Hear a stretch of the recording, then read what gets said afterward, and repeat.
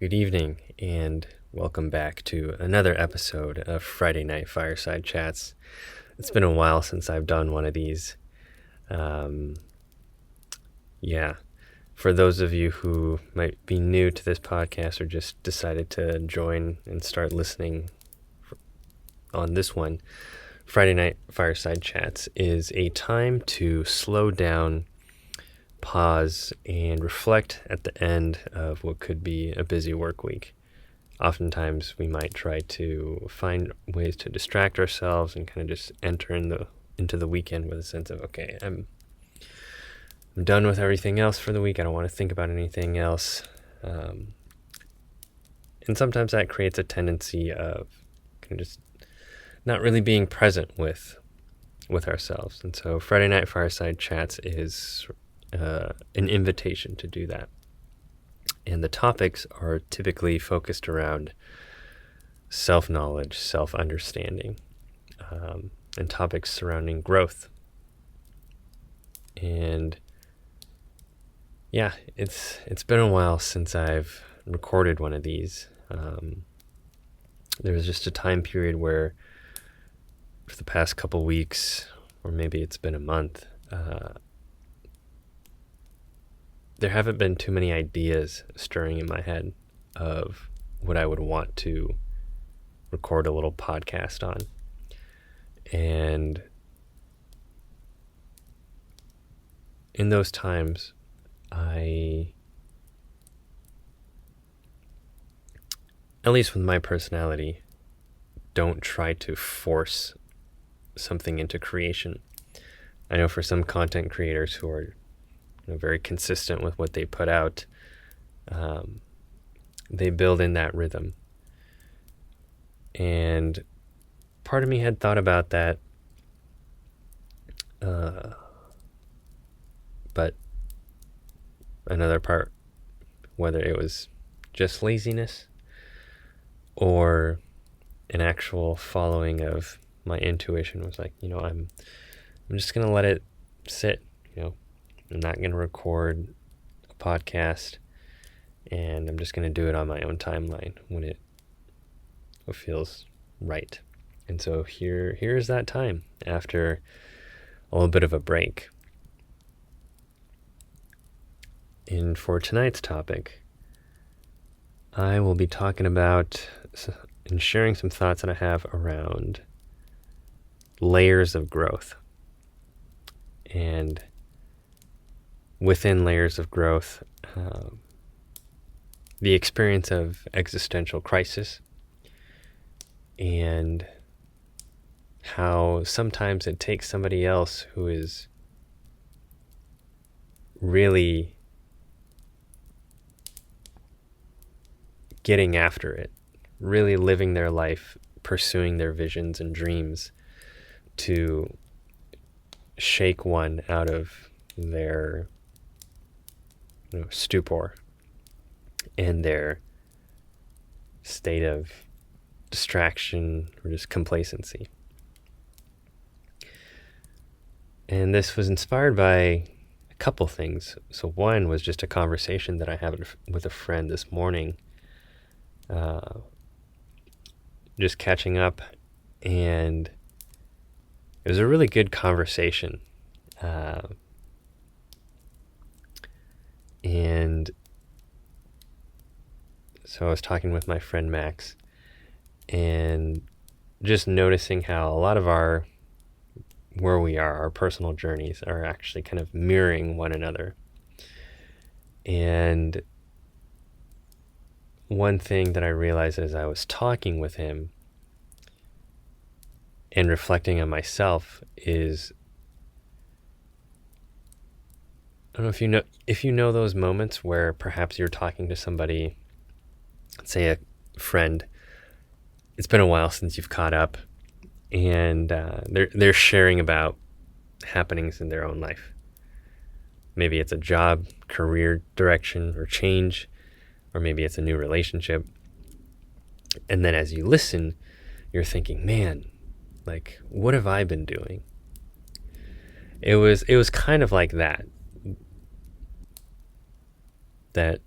he was sharing some things that to me reminded me, like, man, you know, I'm witnessing Max really, you know, it sounds like he's enjoying his life and he's pushing against his growth edges, and there's an aspect of playfulness and excitement there.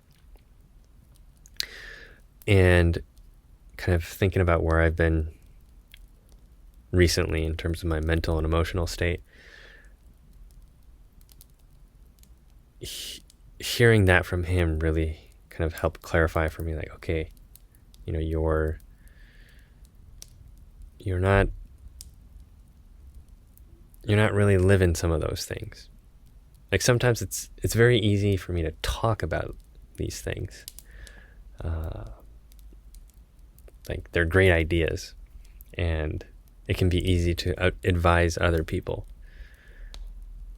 And it can be easy then to slip into those moments of complacency where I stop doing those things for myself. And it was a helpful reminder, and something I'm grateful for, of like listening to him share bits and pieces of his experiences and his growth, that had me thinking, like, man, there are some ways in which I'm still very much limiting myself, far less than I used to. You know, looking at myself from 5 years ago, it's almost unrecognizable in a way, in terms of my personality. I mean, maybe that could be a little extreme, but certainly even the feedback I got from other people, friends, family, there's just a sense of, okay, something's different for you now. And from my vantage point now, I can understand how, for all people, the person who is going through it and the people around them, change can be scary, because it essentially throws a wrench into what was a neatly constructed understanding, an image of a person that was either built by themselves or the people around them, and likely a combination of both. Because if you think about your relationships, who you know yourself to be, how others know you, you will likely realize that it's all based off a constructed image, or call it a avatar. There's a specific function and traits that you have. You know, this is the type of person that I am. This is how I'm supposed to behave and function in this world. And if you were to get really deep into it, might be some uncomfortable realizations. Like, wow, I think, you know, I'm not actually living fully authentically. I don't even know what that means. But as I dig deeper, holy cow, I think I'm living just living some sort of construct, or living in a construct. So it can be a very jarring experience to begin to have this existential crisis and crisis of identity. So change is certainly going to carry a degree of anxiety to it. But getting back to the conversation that I had with my friend Max this morning, that was what was going on for me. A realization from hearing from somebody else and what growth that they're experiencing. Like, okay, I'm hitting up against another growth edge, or another layer of growth, and realizing it's so dang easy to get complacent, to get comfortable. This made me think about a quote from Anais Nin, where he says, "Life is a process of becoming, a combination of states we have to go through. Where people fail is that they wish to elect a state and then remain in it. This is a kind of death. And when I first read this quote, it just hit home immediately, and kind of in a close relation to that would be another quote from Anais Nin, where he says, "Life shrinks or expands in proportion to one's courage." And that certainly rings true. I think that was exactly what's being evoked as I was listening to Matt share his experiences. This sudden realization of, there's not a lot of elbow room here. Man, things really do feel tight. Like the space has shrunk. And to me, that was an indication of, okay, well, that's in direct proportion to the level of courage that I am living with. And in this current time period, there's been a lack of courage. And it's interesting to just see the waves in which this happens, because 2020 has been quite a year with many ups and downs. And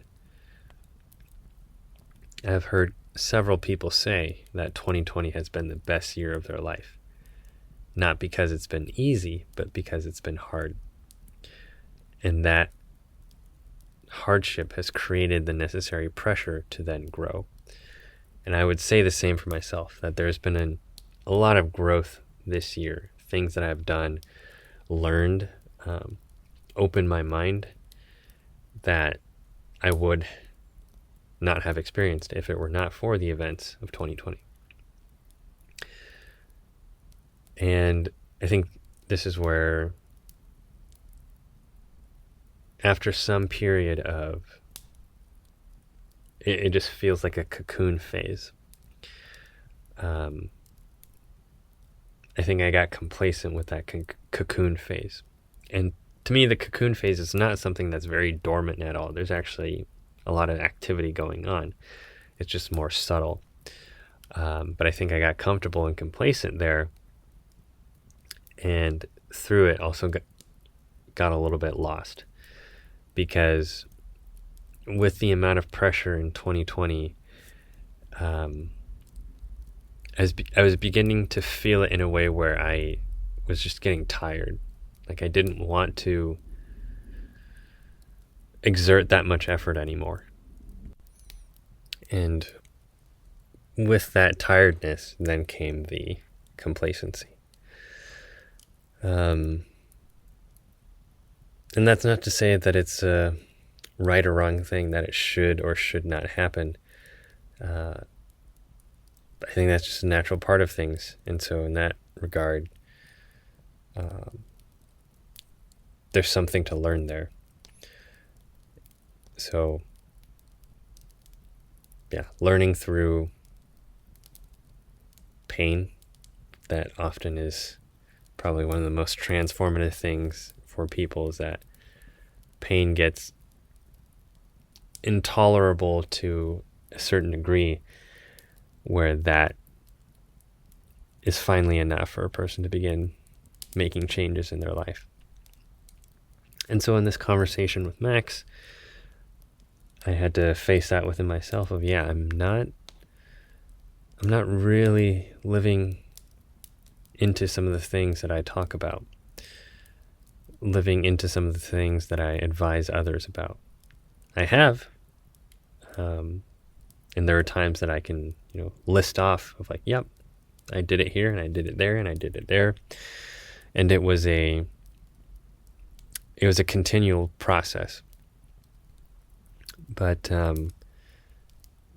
now realizing that I've hit another, I guess you could call it growth ceiling or a growth edge, another layer, and realizing, gosh, I'm going to have to do that again. Like I'm going to have to take risks again. I'm going to have to step into tension and discomfort again. And the simple answer is yes. That's going to be what I need to do if I'm really serious about the growth and expansion that I'm talking about. Like when you think about times where whether it's made prayers or just set some sort of intention of like, yeah, I want more of this in my life. I want to be more confident. I want to be more just able to take risks, be more charismatic, etc. The jump from where you currently are to that idealized state or vision of how it would feel to be there is not a simple jump of just, all right, I want it and now it's going to be there. Like it's going to take effort, and it's going to take a lot of internal work, inner work, or shadow work. There's many different names for it. But essentially, you're going to have to look at everything that keeps you from being that, from getting there. And I think that's the part where people give up, is that looking into that mirror just is too much. And, like the amount of grit and honesty it takes to really look at oneself in that way is sometimes just too much. And that's where it's easy to just let the ball drop. And so to me, it becomes very clear that if I say that I want growth, then I am essentially also agreeing to welcoming unpleasant experiences into my life, because that's the nature of growth.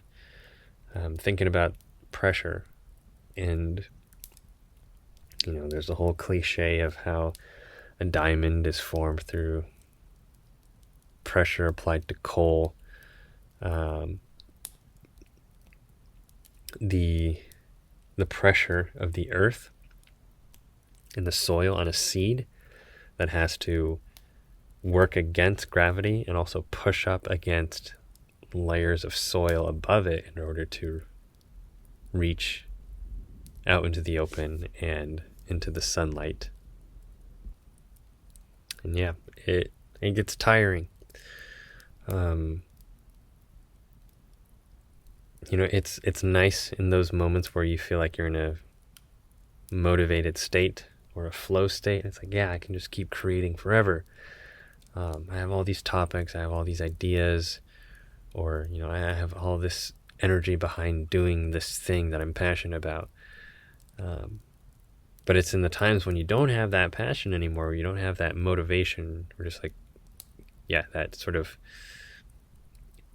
I don't know, Red Bull little boost of motivation, then it gets harder in terms of the discipline and the consistency, and still holding that vision in your mind of, why did I do this in the first place? What is it that I'm going after again? Remembering all those things. And like a simple, tangible example of that right now is just recording these podcasts. I'm recording them in a closet, a tiny closet with blankets draped around, and at times having to pause and stop because of the noise of the planes that fly over every 15 minutes, or it's probably shorter interval, probably every 5-10 minutes, or even the sound of trains and all this ambient sound. This is my studio. This is what I have available to me at this time. And there's a part of me that's thinking, you're going to cherish these moments. You're going to remember these moments. in the future. And it was interesting, the other vision that I had with that. It was more like an intentional visioning process, where I had imagined myself standing before an audience on a stage or just in front of a podium, and looking at the audience and taking a deep breath, and then saying to everybody who is there and listening, saying the words, "It fucking feels good to be here." And when I say that, feeling a deep sense of pride, and also a degree of emotion that's like close to sadness, but not quite sadness, but just feeling moved. And I've seen that from other people, those who have put in the hours, blood, sweat, and tears to create what it is that they wanted to create, their dream, their passion. So often some of the journey to get there is like nobody will ever know. Nobody will ever see it or know entirely how it felt, except for yourself. Some people who are the closest to you might, but in the end, there's still those moments where you're the only one there. You're the only one witnessing it. And to go from that to kind of this marker,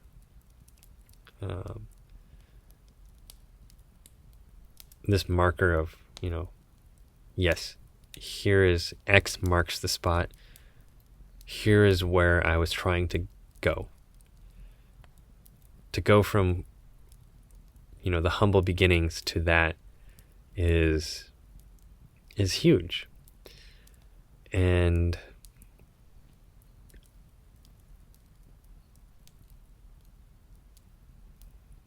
I think I'll just leave it at that. That's all I had for that specific, on that specific note. But there's something very poignant about it. And so there's not much left to say, other than it's a very experiential thing. The sometimes curling up and crying yourself to sleep, the throwing shit across the room because you're pissed, you're lonely, you're fed up. That's all part of it. And it's not a very glamorous thing. And sometimes it's like, is this all there is? Will it ever end? Will there be a ray of light that comes through, or is it always just going to be this gray, dark, somber type atmosphere? And I think I already know the answer to that, and likely those of you who can relate to this probably know the answer too. And so to me, it really comes down to, like, I can't not keep going for it, because I know what the alternative is. And I know that is not life-giving for me. For some people, it might be, and that's great. Different people, different journeys. But knowing for myself that the alternative is not life-giving. And so this is where I have a choice. And even if I reach, when I reach, so language is a big part. So not if, but when I reach that marker, I'm sure there will be another layer of growth, another growth edge that I hit up against.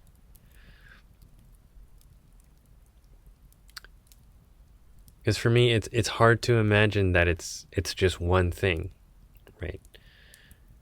This one job, or this one person, or this one thing, that is going to be it. That's going to hit the spot and be the missing thing that I'm looking for. I don't think it's going to be that way. I think it's always going to be constantly shifting. There might be some things that will stay consistent, and it's like, hey, I love doing this, and I'm going to continue doing it. But from where I'm at now, I certainly can't imagine any of those things being like, this is going to be a big part of my life that's always going to be there. Like, it'll be an important part. And I know my interests will continue to shift. Always learning, wanting to learn more, experience more. So really having to kind of work through this idea that I've kind of held on to of like, okay, I'm going to arrive there finally. And then once I arrive, there's nothing else to worry about anymore. Like, I've got all my ducks lined up. Perfect. That's it. I've achieved it. I don't think that's going to be the case. And so might as well begin to just constantly hammer that into my mind. Like there is no destination to arrive at, but it's an ever evolving, ever expanding growth process. So yeah, there's that. And another part of the inspiration of this topic of layers of growth and existential crisis is that I spoke about how I got inspiration from my friend Max. Well, the other individual who has brought up this inspiration is a Korean pop star by the name of Ailee. And just discovering her recently, I don't know what it is, whether it's, just something specific about her, which yes, that definitely is the case, or just where I find myself like mentally and emotionally, but just her songs are doing something to me. Like I feel stuff happening in my chest, my face, the muscles in my face start moving. And I just thought like, wow, I can't really recall when I felt this way before with a vocalist. And I'm sure, yeah, I've felt that with other singers before. Also very talented in their own unique way. But this was something else. And I think what was cool about discovering Ailee is seeing some of her journey as I was kind of learning more about her songs. And like, she has her own YouTube channel, but she has these videos from when she was just a high schooler going after it, of singing, training in singing. I think she dropped out of college to pursue that dream. And there was this one, I don't know, it was like some sort of singing show or some talent show, but they had auditions or just a contest where people submitted entries of themselves singing one of her songs. And as she was watching them, at the very end, she started to tear up. And they're asking, oh, what's going on? Like, tell us what's happening for you. And she was like, as I was watching them, like many of them were recording themselves at their jobs, which I think that's actually pretty cool. That, whether they have a break moment at work, or it's just like their employer is just cool with them doing that. Like, hey, I'm submitting a entry. Like, is it all right if I record it here? But yeah, many of the contestants were recording at the location of their part-time job, or just their job, in their work clothes. And I think being in Korea, it's a little bit more formal, just my personal opinion, in terms of attire that you wear specific to work. That applies here too in the States, but sometimes it feels like it's pretty casual. But yeah, they're dressed up in their work attire specifically for work, and is essentially, Ailee was saying that she saw herself in them, or she was reminded of herself when she was watching them, because that was a big part of her journey, was picking up part-time jobs here and there to sustain herself while she continued to pursue this dream of singing and becoming a singer. And, back to what I was talking about earlier of I'm recording in a closet with a very,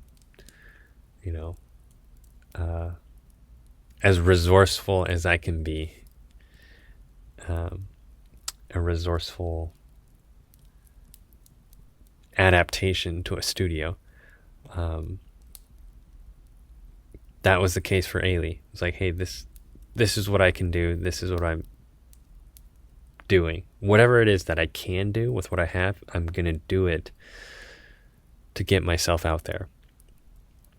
And being able to see that and see where she's at now, and also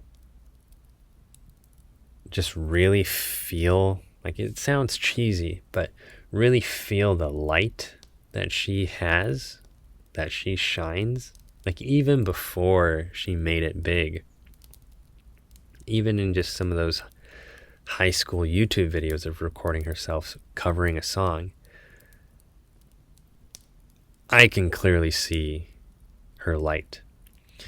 And there's seeing that evokes something in me. So it's not just about, I guess, how she sings, or what she is singing. But yeah, I can't really put words to it.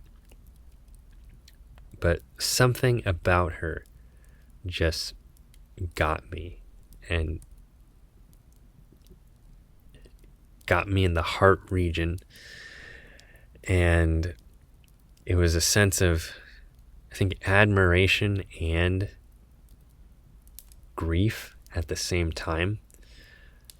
Admiration for, like, man, I am so, like, I don't even know you. She has no idea who I am. It's like, I am so proud of you, of your journey and all the work that you put in. Like, everything you're getting now, you deserve that 100%. Like, you've paid your dues. And so that's that admiration piece. And I think the grief part, or the sadness and some of the pain, was, I think, this realization of, one, I'm not there yet. My external reality does not mirror back to me the internal reality or vision that I have seen and kind of felt. And also, it hits on the sense of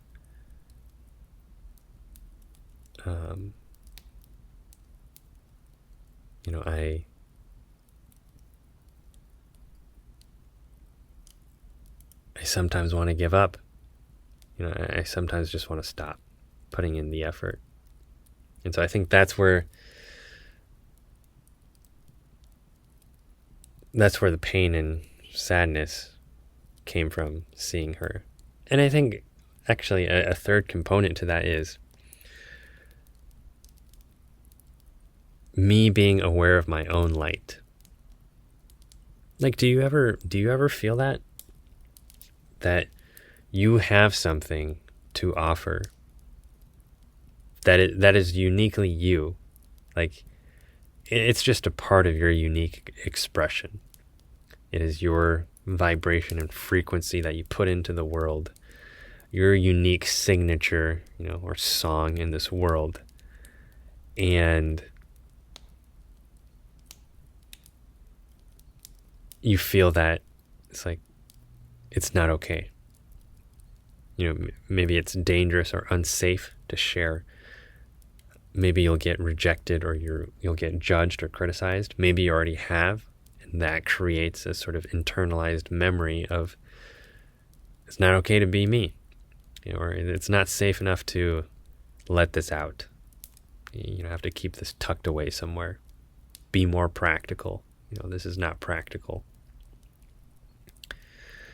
Fit in, conform.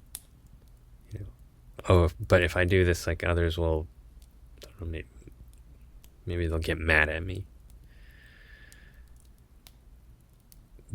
But for me, that also became another clear realization as I was just witnessing and experiencing Ailee. So yeah, 3 components to the sadness and the pain.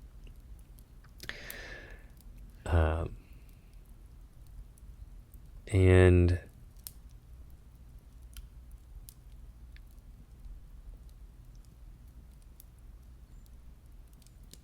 yeah, I don't know where I was going with that specifically, but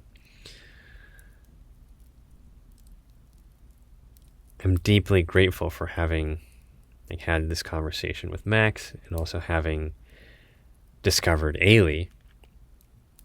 And it's like, all right, here's 2 experiences that have had left a deep impression on me, and are another reminder of, keep going. This light of yours, this light of mine, is meant to shine. And again, I know it can sound cheesy, but I think that's just the fact of the matter, is that light is meant to shine. Whatever you have to offer is meant to shine. And I think there's nothing more tragic than the feeling of being on your deathbed. It doesn't even have to be on your deathbed, but it just, at some point in your life, seeing somebody, or somebody's doing something, that very thing that you had dreamed of, and then saying to yourself, that could have been me. Or in the case on the deathbed, like, I never did that. I never went for it. And then the realization of, and I bear responsibility for that. Sure, maybe other people discouraged me from it, but in the end, I was the one who listened. And so that feeling of, I knew I had this special something. I wanted to share, express, and shine this light, this special something to the world. I didn't do it. That, I don't think I would say that scares me. It just fills me with a deep sense of sadness. Like, man,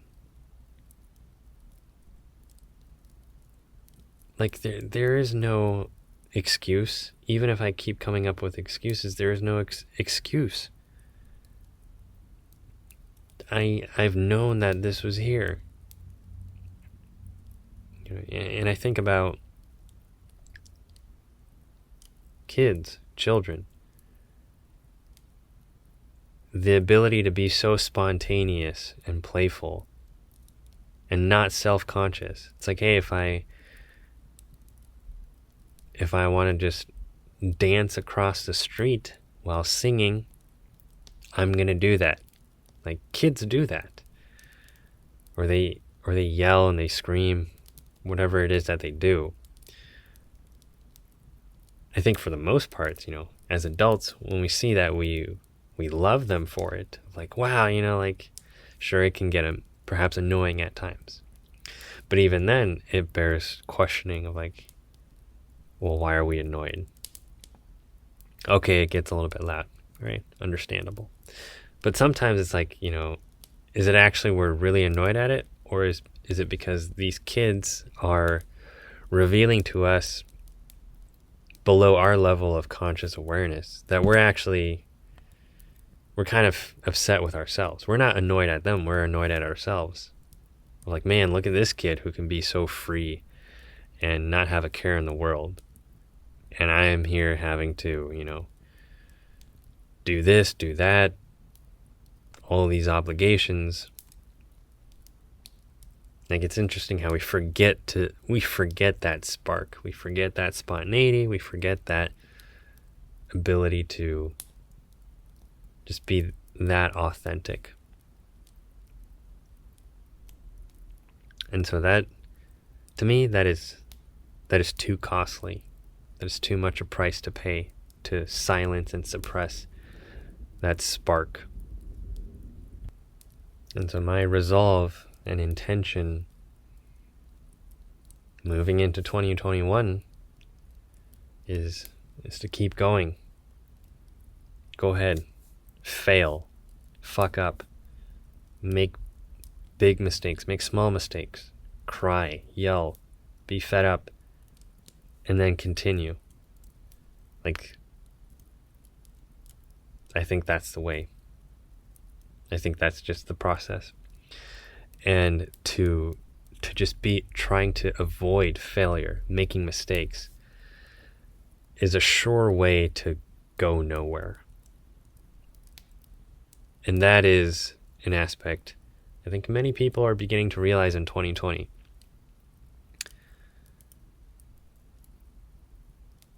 Whether or not, you buy into what media is telling you about what all this is, I think one thing that we can see clearly is the main message that's being broadcasted is be afraid. This is scary. Trust us. Let us take care of everything. When everything is fine and dandy, we'll let you know. But until then, live in fear. And so where does that lead a person, right? It can be a fertile ground for introspection and facing and dealing with things that up until this point we've had the luxury to ignore because there's all these distractions, this entertainment. But with this time of seclusion, it's also a ripe period to do some internal work. Rather than being stuck in this space of, all right, well, I don't want to, I don't want to risk my safety. I don't want to risk being separate from the hive mind and the group think. I just want to be in good standing with everybody. So I'm just going to keep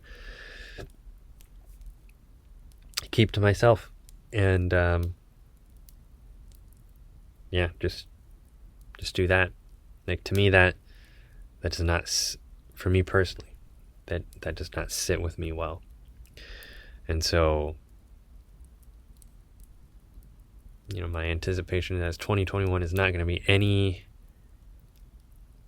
less intense than 2020 has been. It probably might even be more intense. And in that, we have a choice. There's always choice. And that's where the personal responsibility and empowerment piece comes in, is that when you can begin to identify the choice in it, it changes things. Like, so much, I think, of how people operate in the States, depending on the parts of where you live, but there seems to be this aspect that I notice, which is just avoiding all personal responsibility. It's like, okay, if that didn't work out, well, it's somebody else's fault because they encouraged me and I listened, or they didn't encourage me and I listened or didn't listen, and it's pinned on somebody else until a person is alone, and then they're like, okay, well, I'm just not going to do anything, because if I don't do anything, then at least I don't make a mistake and I don't have to kick myself for it. And it's okay, well, is that really living? And for me, the answer is no. So all of this kind of jumbled thoughts, all of this to say, growth is ever continuing. It's an ever continuing process, and something I'm going to have to remind myself over and over again. And taking the inspiration that I received from Max, from Ailee, to continue to go after what it is that I want to create in this world. To continue to go back to this spark. And sometimes that happens just from looking at a photo of myself as a kid. It's like, wow, look at that light. Look at that just shining vibration of bundle of joy and energy. Like, I can't suppress that. There's no way I would do that. I would not, tell my younger self or any young child, like, hey, shut the fuck up and tuck it in, will you? Okay? Keep that to yourself. It's like, no. I want to let that out. And I feel that within me. And that's where that admiration and that sadness comes in, and that I talked about earlier with Ailee. It's like, wow, I see somebody who did that and is doing that. And then I'm made aware of that exists within me. There are ways that I have continued to limit myself. Like, yeah, I can't keep doing that. I'm going to continue to chip away at those layers so that it can unfold. So that's all for tonight's episode. Thanks to those of you who have tuned in and stayed this time. I don't know how long this podcast went, but for those of you that stuck around and listened till this point, I very much appreciate it. And whatever it is that you feel you have to offer in this world, go for it. And I'm sure if I hear about it in the same way that I heard about it from my friend Max, the same way I heard about it, seen it in Ailee, I would say the very same thing to you, that I would be very proud and just excited to see you there. That you took something that was just an idea that only existed in your imagination, and with love and a lot of blood, sweat, and tears, discipline, consistency, you brought it into reality. Like, that is worth so much. And so with that, I will conclude this episode. of Friday Night Fireside Chats, and wish you all a good night and a good weekend and a intentional entry into 2021. And by that I mean really taking the time to sit down, reflect what it is that you want to create in 2021. How do you want to be? I think one of the small things that I wrote down was care even less about being liked and accepted by other people. So may that guide you in some of your reflections and intention setting for 2021.